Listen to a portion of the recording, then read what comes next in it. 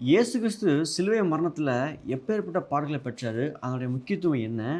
அது நம்முடைய வாழ்க்கையில எந்த அளவுக்கு முக்கியமான தாக்கத்தை ஏற்படுத்துது? அது நமக்கு எப்படி வாழ்க்கைய மாத்துது? அந்த சிலுவை மரணம் அவசியமா? அப்படிங்கிறதெல்லாம் நம்ம பேசிக்கிட்டு இருக்கிறோம். டிஸ்கிரிப்ஷன்ல லிங்க் இருக்கும். நீங்க பார்க்காதவங்க போய் பாருங்க. அது ரொம்ப முக்கியமானது. வாழ்க்கையினுடைய மிக மிக முக்கியமான ஒரு கேள்விக்கு நம்ம பதில் சொல்லி ஆகணும். அது என்னன்னா நான் சொன்னேன் முதல்லயே. ஒரு நாள் இயேசு கிறிஸ்து சிலுவையிலே உயர்த்தப்பட்டிருப்பார். அப்பொழுது எல்லாரையும் என்னிடத்தில் இழுத்துக்கொள்வேன். அப்படின்னா என்ன அர்த்தம்னா, வாழ்க்கையில என்னைக்காவது ஒரு நாள் யாரா இருந்தாலும், சிலுவை எனக்கு வேணும், வேண்டாம். இயேசு எனக்கு வேணும், வேண்டாம் அப்படின்னு பதில் சொல்லி ஆகணும் அப்படின்னு நான் சொன்னேன். அதனால நீங்க யோசிச்சு பாருங்க. இயேசு கிறிஸ்து பரலோகத்திலிருந்து நமக்காக இறங்கி வந்து சிலுவையில செஞ்சு முடிச்ச காரியங்கள் சாதாரண காரியம் கிடையாது. அது மிகப்பெரிய காரியங்கள். சத்தியங்கள்லாம் குறித்து பேசணும்.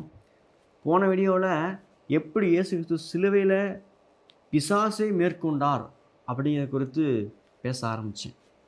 இன்றைக்கி அதை தொடர்ந்து பேச போகிறேன். எப்படி சிலுவையில் இயேசு கிறிஸ்து பிசாசை மேற்கொண்டார், அது எப்படி நம்மளுடைய நித்திய வாழ்க்கைக்கு தொடர்புடையதாக இருக்குது. ஏன் நித்திய வாழ்க்கைக்கு தொடர்பை பற்றி பேசுகிறோன்னா, நித்திய வாழ்க்கை நமக்கு எப்படி இருக்க போதோ அதை வச்சு தான் நம்ம இன்றைக்குள்ள வாழ்க்கையை நம்ம வாழ்வோம். அது நீங்கள் யோசித்து பார்த்தீங்கன்னா உங்களுக்கு புரியும். உதாரணத்துக்கு ஒரு மனுஷன் என்ன கிடைக்க போகுது ஃப்யூச்சரில் அப்படிங்கிறதுன்னு அவனுக்கு நல்லா தெரிஞ்சால் தான் இன்றைக்கி நல்லா வேலை செய்வோம். அவனுக்கு ஃப்யூச்சரில் பெருசாக பின் ஒன்றுமே கிடைக்க போகுது இல்லை அப்படின்னா, இன்றைக்குள்ள வாழ்க்கையை அவன் பெருசாக என்ஜாய் பண்ணி வாழ மாட்டான். அதுக்காக ரொம்ப எஃபர்ட் போட மாட்டான். ஆனால் கிறிஸ்தவர்களாகிய நம்மளுக்கு ஃப்யூச்சரில் ஒரு மிகப்பெரிய வாழ்க்கை கிடைக்க போகுது. அது என்னென்னா பரலோக வாழ்க்கை. அந்த பரலோக வாழ்க்கையை நமக்கு இயேசு கிறிஸ்து சாத்தியமாக்கியிருக்கார், நிச்சயமாக்கியிருக்காரு. இயேசு கிறிஸ்து ஏற்றுக்கொண்ட ஒவ்வொருத்தரும் நிச்சயம் பரலோகத்துக்கு போயிடுவாங்க. ஒரு பிரம்மாண்டமான நம்ம கற்பனைக்கு எட்டாத ஒரு வாழ்க்கை நமக்கு கொடுத்துருக்காரு. அதற்காக இயேசு கிறிஸ்து என்னெல்லாம் பாடுபட்டார் தெரியுமா? அதனுடைய காரியங்கள்லாம் இன்றைக்கி பேச போகிறேன். அதாவது சிலுவையில் இயேசு கிறிஸ்து பாவமாக்கப்பட்டார் அப்படின்னு நான் சொன்னேன் ஏற்கனவே. 2 கொரிந்தியர் 5:21 நாம் தேவனுடைய நீதியாகும்படிக்கு பாவம் அறியாத அவரை நமக்காக பாவமாக்கினார். யாரை? இயேசுவை. இயேசு கிறிஸ்து சிலுவையில் பாவமாக்கப்பட்டார். பாவமாக்கப்பட்டார் அப்படின்னா அந்த பாவத்துக்கான தண்டனை மரணம், நரகம். அதை தான் சிலுவையில் அனுபவித்தார். மரணத்தை அனுபவித்தார். உயிரோடு இருக்கும்போதே நரக வேதனையை இயேசு கிறிஸ்து சிலுவையில் அனுபவித்தார். அந்த காரிருள் இருட்டில் தேவன் இயேசு கிறிஸ்துவை அடித்தார் அப்படின்னு நான் சொல்லியிருந்தேன். அது முடியும் போது அந்த சிலுவை மரணத்தை குறித்து பவுல் கொலோசியர் 2:15-16 எழுதுவார். துரைத்தனங்களையும் அதிகாரங்களையும் உரிந்து கொண்டு வெளியரங்கமான கோலமாக்கி அவைகளின் மேல் சிலுவையிலே வெற்றி சிறந்தார். இயேசு கிறிஸ்து பிசாசை மேற்கொண்டார், பிசாசுடைய வல்லமைகள்லாம் மேற்கொண்டார், பிசாசை தோற்கடித்தார் அப்படின்னு எழுதுகிறார். துரைத்தனம் அதிகாரம்னா பிசாசனுடைய துரைத்தனம் அதிகாரத்தெல்லாம் உரிந்து கொண்டு அவனை வெளியரங்க கோலமாக்கி அவனை அவமானப்படுத்தி சிலுவையின் மீது இவர் வெற்றி சிறந்தார். வெற்றி சிறந்தார்னா நான் சொன்னேன், அந்த காலத்தில் ராஜாக்கள் வந்து ஒரு ராஜாவை ஜெயித்த உடனே வெற்றி பவனி வருவாங்க. அந்த மாதிரி இயேசு கிறிஸ்து வெற்றி சிறந்தார், ராஜ பவனி வந்தார், வெற்றி பவனி வந்தார் அப்படின்னு.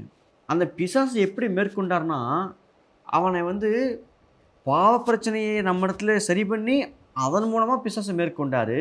இன்னொன்று அவனோட கூட நேரடியாகவே போராடி பிசாசை மேற்கொண்டார்.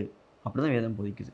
பிசாசோட போராட்டம் இருக்குது அப்படின்னு ஆதியாகமத்தில் ஆரம்பித்து பைபிளில் கடைசி வரைக்கும் சொல்லப்பட்டுச்சு அப்படின்னு நான் காமிச்சேன். ஆதியாகமம் 3:16 ஆரம்பித்து பல இடங்களில் பிசாசோட இயேசு கிறிஸ்து போராடுவார் அப்படின்ட்டு இருக்குது. அந்த போராட்டத்தில் வெற்றியும் பெற்றார். அதில் ஒரு விதம் எப்படின்னா பாவ பிரச்சனையை சரி பண்ணார். அதன் மூலமாக பிசாசை மேற்கொண்டார். ஏன்னா பிசாசோடைய வேலை என்னென்னா குற்றம் சாட்டுதல். குற்றம் சாட்டியே இருப்பான். மனுஷன் குற்றம் சாட்டுவான், பாவத்தை குற்றம் சாட்டுவான். ஆனால் அதை நம்ம பாவ பிரச்சனையை இயேசு கிறிஸ்து சரி பண்ணதுனால அவனால் குற்றம் சாட்ட முடியாது. அவனுக்கு சக்தி இல்லாமல் போயிட்டு, அவனுக்கு அதிகாரம் இல்லாமல் போயிட்டு அதன் மூலம் மேற்கொண்டார். 2வது முக்கியமானது, பிசாசோடு நேரடியாகவே போராடி அவனை மேற்கொண்டார். அதை தான் வெளியரங்க கோலமாக்கி அவனை அவமானப்படுத்தி சிலுவையின் மேல் வெற்றி சிறந்தார். அவன் அதிகாரத்தெல்லாம் உரிந்து கொண்டார். அது எப்படி தெரியுமா? இயேசு கிறிஸ்து பாவமாக்கப்பட்டதுனால அவர் சிலுவையிலே நரக வேதனை அனுபவிச்சது மட்டும் கிடையாது, நரகத்துக்கே சென்று வேதனை அனுபவிச்சார். ஆச்சரியமாக இருக்குல்ல? எப்படி இயேசு கிறிஸ்து நரகத்தை சென்றார் அப்படின்னு. உண்மைதான். பேதுரு சொல்லுவார். தாவீது தீர்க்கதரிசனமாக சொல்லதை கோட் பண்ணி பேதுரு சொல்லுவார். அப்போஸ்தலர் நடவடிக்கைகள் 2ஆம் அதிகாரத்தில் இருக்குது. 25ஆம் வசனத்தில் சொல்லுவார், அவரை குறித்து தாவீது, கர்த்தரை எப்பொழுதும் எனக்கு முன்பாக நிறுத்தி நோக்கி கொண்டிருக்கிறேன். தாவீது சொல்கிறானா, கர்த்தரை எப்பொழுதும் எனக்கு முன்பாக நிறுத்தி நோக்கி கொண்டிருக்கிறேன் அப்படின்னு சொல்லிட்டு அவரை பற்றி சொல்லும் போதே அப்படி ஒரு வார்த்தை சொல்லுவார், என் ஆத்மாவை பாதாளத்தில் விடீர். இயேசு கிறிஸ்து பற்றி சொல்கிறாரு, அவருடைய ஆத்மாவை பாதாளத்தில் விடீர் அப்படின்னா, இயேசு கிறிஸ்துடைய ஆத்மாவை பாதாளத்தில் விட்டுற மாட்டீங்க அப்படிங்கிற அர்த்தம் வருதான். அப்படின்னா இயேசு கிறிஸ்து பாதாளத்துக்கு சென்றிருக்கார். ஏன் பாதாளத்துக்கு செல்லணும்? ஏன் பாதாளத்துக்கு செல்லணும்னா, அவர் பாவமாக்கப்பட்டிருக்காரு. நம்முடைய பாவம் எல்லாம் அவருமே சுமத்தப்பட்டிருக்குது. அந்த பாவத்துக்கான தண்டனை பாதாளம், நரகம். அந்த நரக வேதனைக்கு இயேசு கிறிஸ்து அனுமதிக்கப்பட்டார். நீங்கள் இன்னும் நம்பலனா சங்கீதம் 88:3-7 படித்து பார்த்தீங்கன்னா, என் ஆத்துமா துக்கத்தால் இணைந்திருக்கிறது, என் ஜீவன் பாதாளத்துக்கு சமீபமாக வந்திருக்கிறது. அடுத்து அப்படியே படித்து பார்த்தீங்கன்னா 6ஆம் வசனத்தில், என்னை பாதாள குழியிலும் இருளிலும் ஆழங்களிலும் வைத்தீர். இயேசு கிறிஸ்துவை பற்றி தீர்க்கதரிசனமாக தாவீது சொல்கிறாரு, என்னை பாதாள குழியிலும் இருளிலும் ஆழங்களிலும் வைத்தீர், உங்களுடைய கோபம் என்னை இருத்துகிறது. இயேசு கிறிஸ்து இங்கே பாதாளத்திலே இருத்தப்படுகிறார், பாதாளத்திலே வேதனைப்படுத்தப்படுகிறார். அவர் பிசாசுனுடைய வல்லமையால் கட்டப்பட்டு வேதனைப்படுத்தப்பட்டிருக்கிறார். பிசாசு இயேசு கிறிஸ்து நரகத்துக்குள்ளே போன உடனே அவரை சூழ்ந்து கொண்டு அவரை முழுவதுமாக அழுத்தி அவரை வேதனைப்படுத்தி துன்புறுத்தி கொண்டிருக்கிறான். நரக வேதனை இயேசு கிறிஸ்து அனுபவித்து கொண்டிருந்தார். ஏன்னா பாவம் தண்டிக்கப்பட்டு கொண்டிருக்கிறது. பாவத்துக்கான தண்டனை நரகம். அதனால் நரகத்தில் இயேசு அனுபவித்தார். நல்லா யோசிச்சு பாருங்கள், இந்த இடத்துக்கு போக வேண்டிய தகுதியானவங்க நம்ம தான். அவர் ஒரு பாவமும் செய்யாதவர். அவர் தேவன், அவர் தேவனுடைய குமாரன். நம்முடைய பதிலாளராக இயேசு சிலுவையில் மறித்ததுனால, பாவமாக்கப்பட்டதுனால சிலுவையிலிருந்து மரணத்தில் ருசி பார்த்து பாதாளத்துக்கு போனார். அங்கே நம்மளுடைய அனுபவிக்க வேண்டிய அந்த நரக வேதனையை அவர் அனுபவித்தார். பிசாசு இயேசு பார்த்து ஏளனமாக பார்த்துக்கிட்டு இருந்தான். ஏன்னா தேவகுமார் நரகத்துக்கு வந்துட்டார் அப்படின்னு அவரை துன்புறுத்தி வேதனைப்படுத்திக்கிட்டு இருந்தான். அவர் அமைதியாக இருந்தார். ஏன் தெரியுமா? தேவன் திருப்தியாகணும், பாவத்துக்கான தண்டனை பூர்ணமாக நிறைவேற்றப்படணும். அது வரைக்கும் தேவன் அமைதியாக இருந்தார். 3 நாள் கழித்து ஒரு சத்தம் வானத்திலிருந்து தேவன் எட்டி பார்த்து சொன்னார், என் நேசகுமாரன் அப்படின்னாரு இயேசு கிறிஸ்துவை பார்த்து. அப்போ இயேசு கிறிஸ்து துரத்தின அதிகாரத்தை எல்லாம் உரிந்து கொண்டு சட்டை காலத்தை தூக்கி எறிகிற மாதிரி இயேசு கிறிஸ்துவை சூழ்ந்திருந்த நரகத்திலே சூழ்ந்திருந்த பிசாசுடைய வல்லமையும் அவனுடைய வேதனையெல்லாம் உரிந்து கொண்டு வீசி எரிஞ்சிட்டு அவனை அவமானப்படுத்தி அவனை மேற்கொண்டு வெற்றி சிறந்து ஒரு வெற்றி பவனியை நரகத்திலே செஞ்சார். பாவ பிரச்சனை தீர்க்கப்பட்டு விட்டது. பாவமும் சரி பண்ணியாச்சு, பாவத்தினுடைய காரணம் பிசாசையும் மேற்கொண்டாச்சு. ஏன் இயேசு கிறிஸ்து மேற்கொண்டா?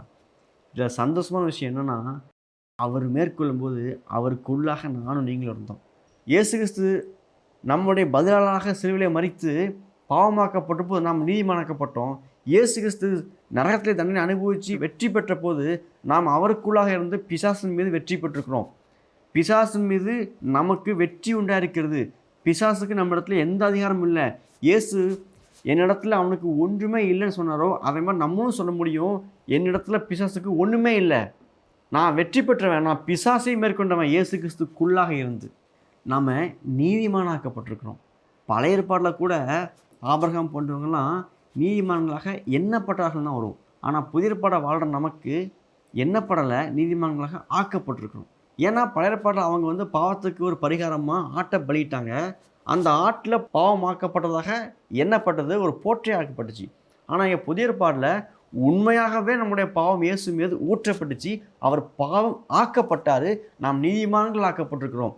அதனால தான் நம்ம ஜெபம் பண்ணும்போது தேவன்கிட்ட போகும்போது அப்பா பிதாவே அப்படின்னு ஜெபம் பண்ணுறோம்.